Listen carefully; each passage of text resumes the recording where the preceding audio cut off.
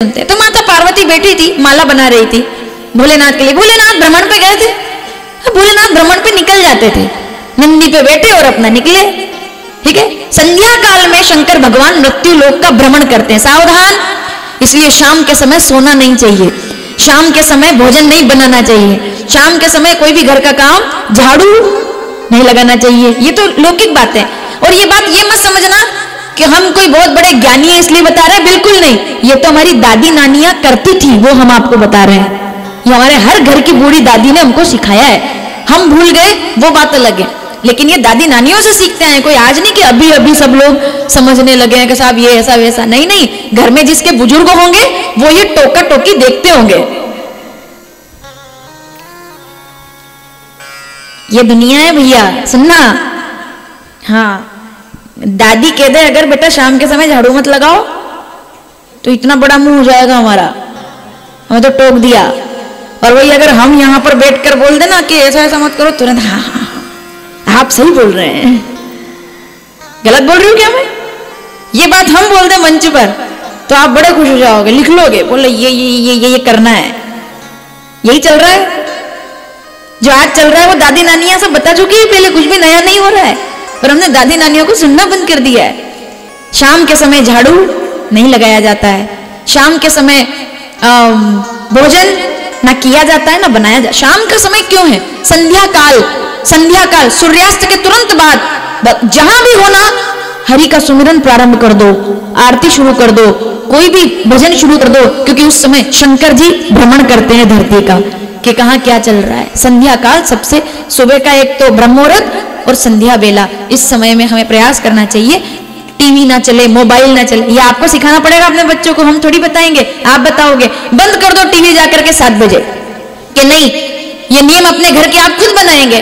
बंद कर दो टीवी, 7 बज गए ना, चलो आरती करो। जिस दिन घर का बच्चा अपने घर से दीपक लेकर मंदिर जाने लग जाएगा, उस दिन यहाँ कथा करना हमारा सफल हो जाएगा, क्योंकि बच्चों का बहुत जरूरी है आने वाली पीढ़ी का ये समझना। तो संध्या काल में शंकर जी कहीं गए थे, माता पार्वती अब यहाँ तैयारी कर रही कुछ, और तभी कौन आ गए? गुरुजी आ गए। गुरुजी मतलब समझ लो कुछ अगर शांति सब जगह है, तालाब में बिल्कुल शांति है, तो कंकर उठा करके नारद जी आ गए। पार्वती जी उठकर, गुरुदेव आप? पार्वती ठीक हो? हाँ हाँ। उमा, नाम उमा अंबिका भवानी, नामकरण तो इन्हें किया था। बोले ठीक हो? महाराज आपकी कृपा है। ससुराल में सब ठीक चल रहा है? हाँ बहुत अच्छा चल रहा है, सब ठीक है। अच्छा, शंकर जी तुम्हारा ध्यान तो रखते हैं ना? अगर सबसे बड़ी जिम्मेदारी किस पे होती है पता है? जो दो लोगों के बीच में रिश्ता करवाते हैं, क्योंकि अच्छा हो जाए तो नाम ना हो, लेकिन कुछ गड़बड़ हो जाए तो बदनाम वही होते हैं। बोले यही आए थे बताने के लिए, तो इसके लिए बीच में कोई नहीं आना चाहता। नारद जी आए, उन्होंने कहा मैंने रिश्ता कराया है, पूछना बनता है ठीक हो? शंकर जी ध्यान रखते हैं कि मस्त मौला है? बोले नहीं, बोले नाथ मुझसे बड़ा प्रेम करते हैं, समय समय पर काशी घुमाने ले जाते हैं, गंगा दर्शन होता है, सब प्रसन्नता है। अच्छा, कोई बात छुपाते तो नहीं तुमसे? नहीं छुपाते। अच्छा, तो फिर बताओ तुम कितना जानती हो भोलेनाथ को? तो फिर बताओ कि उनके सिर पर चंद्रमा क्यों है? माता पार्वती कहती बिल्कुल याद है। बोले वो श्रापित हो गया था, प्रजापति दक्ष ने श्राप दे दिया, बोले तुमको कुष्ठ रोग हो जाए, तो वो दाग हो गए। और तब शंकर भगवान के चरणों में आकर 1 करोड़ शिवलिंग, पार्थिव शिवलिंग का निर्माण किया चंद्रमा ने। सोमनाथ पहला ज्योतिर्लिंग, प्रतिदिन 1 करोड़ पार्थिव शिवलिंग का निर्माण किया, शंकर जी को प्रसन्न किया, तो सोमनाथ हो गए और चंद्रमा को अपने सिर पर धारण किया। ये मैं जानती हूँ, द्वितीया का चंद्रमा रखते हैं।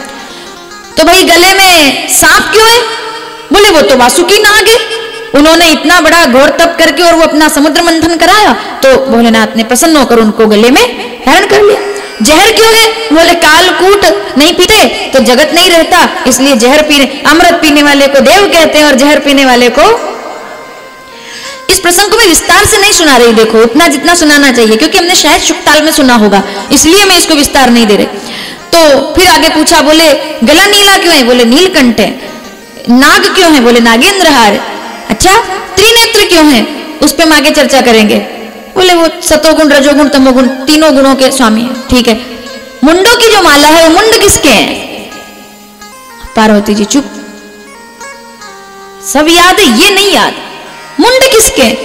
माता पार्वती चुप हो गई। सब बताया, ये नहीं बताया कभी। देखो मैंने कहा था ना, बस हो गया काम। देखो लड़ना मत, पूछ लेना प्रेम से, इतना कहकर चल दिए।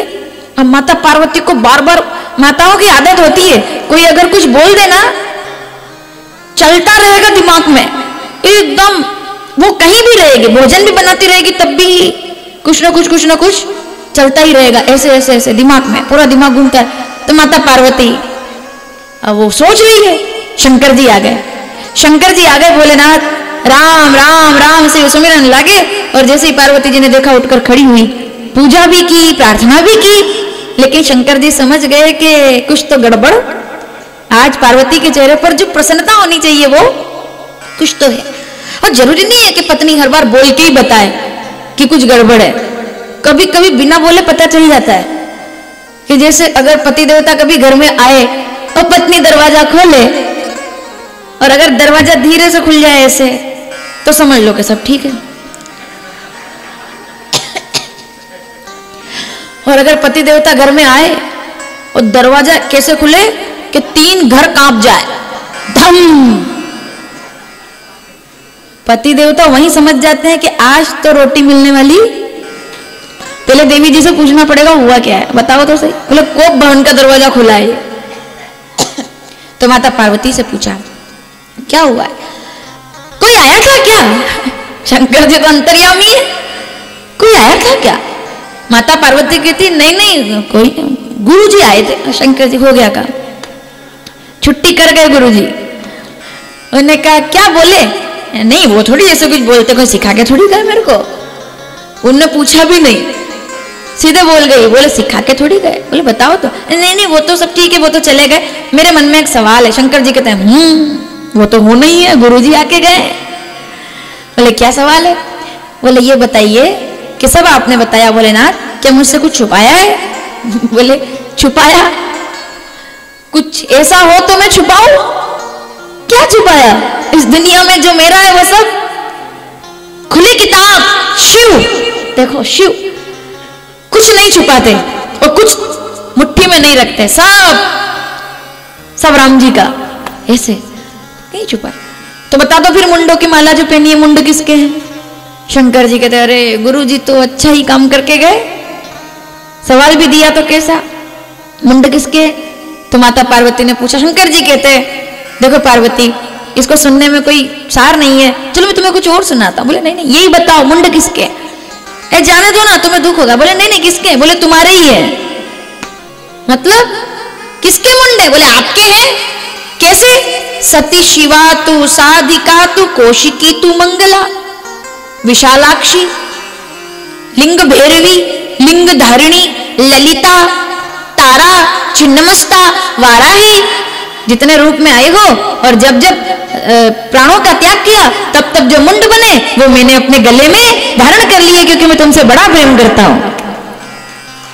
अब पार्वती जी संकोच में आ गई। बोले अपने इतने भोले भाले पति पर मैंने शक किया। बोले पता नहीं किसके मुंड पहन के घूम रहे, जो रहते मेरे साथ है मुंड किसी और के पहन रहे हैं। नहीं ये तो गलत हो गया, तू दुखी हो गई। उनने कहा लाइए फिर दीजिए, लाओ। शंकर जी कहते क्या? बोले आपके मुंडों की माला मुझे दे दो, आप मेरे मुंडों की माला पहन सकते हो तो मैं भी तो पहन सकती हूँ, लाओ दो। शंकर जी कहते हैं मेरे मुंडों की माला नहीं है, क्योंकि ना तो आदि है ना अंत, तो मेरे तो मैं तो अमर हूं ना, मैं तो आदि योगी हूं। ये कौन सी बात है, आप आदि योगी बनकर रहे हैं और मैं हर जन्म में ऐसे ऐसे करके और हर बार जन्म लूं? नहीं मुझे भी आप ऐसा कीजिए, कुछ ऐसा सुनाइए, मैं भी अमर। तो उसके लिए अमर कथा सुननी पड़ती है, मैं सुनना चाहती हूँ। चलो अमर गुफा में एक जगह पर बैठना होगा। बोले ठीक है, हूं ऐसे बोलना पड़ेगा, इसलिए आप जब कथा सुनते हो तो ये ऐसे जो करते हो, ये जरूरी है, ये बहुत जरूरी है। ऐसे ठीक है, दूसरी बात करना पड़ेगा, और उसके बाद क्या, हूं तो करना पर हूं नहीं करना पड़ेगा। तो हमको पता चले कि कथा सुन रहे और ऐसे, हमने कहा भाई क्या हुआ, बोले हम समाधि में चले गए। मैं तो ध्यान कर रहा था, और क्या, बोले हम ध्यान कर रहे थे।